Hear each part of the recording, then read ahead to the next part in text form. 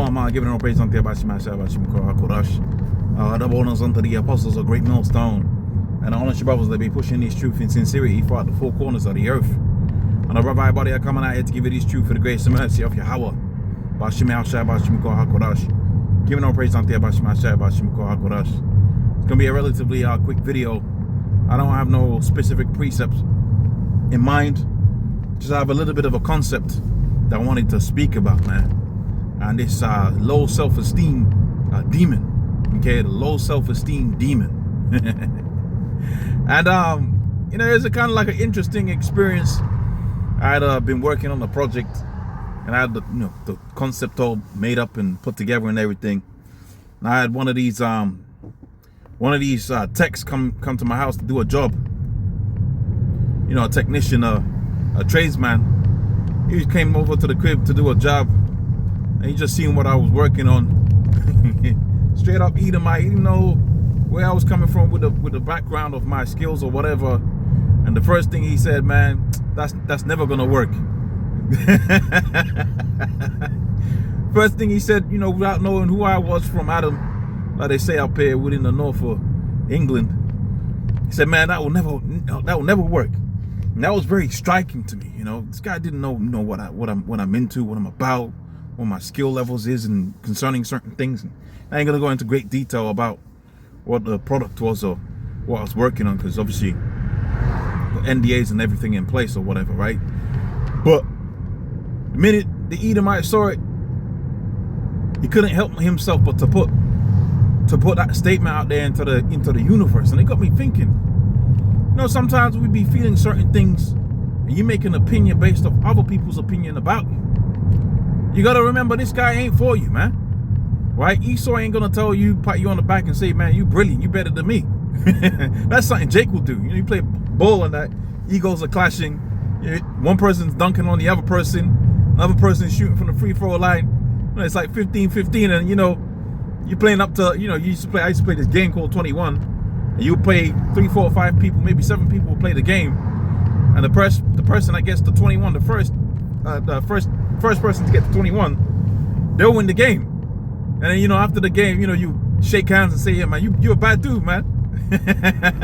You're a real baller, man. Esau ain't gonna do that for you. What? Esau ain't gonna do that for you, man. This guy is a damn demon. And this low self-esteem demon that Jake be, we all go through it. Let's be real about it. We're all gonna go to these jobs where Esau's the supervisor, the manager, the managing director, the owner, or whatever. And the way they look at Jake, they really look at you like they're superior. And then, in a sense, they was superior.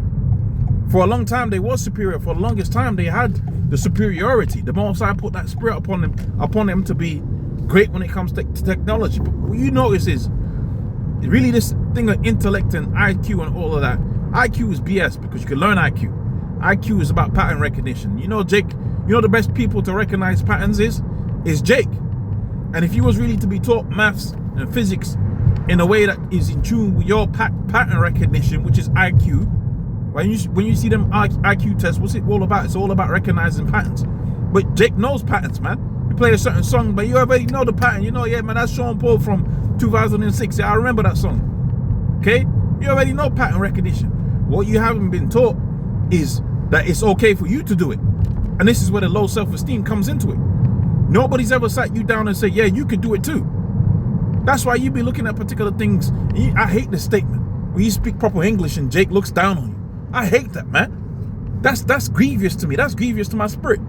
When you're a so-called smart dude, which I'm not a smart dude, but I've seen certain Jakes get ostracized by other Jakes for being intellectual. I hate that, man. I hate that with a passion, because really, when you understand, even just on a thing of the scriptures, we taught Esau. You read about John Hyrcanus and how they taught these Edomites to live as Judeans.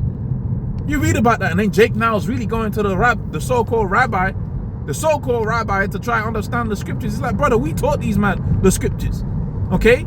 We taught these people the scriptures. And when you come into this truth and you really begin to understand these things that we taught Esau learned of our ways, and ultimately via the Black Death and things like that. We fell off in a Renaissance period. Really, that was all spiritual to fulfill the book of Revelations, the 20th chapter. When you really beginning to understand that, you really come to the understanding that, look, man, we ain't stupid, we ain't dumb.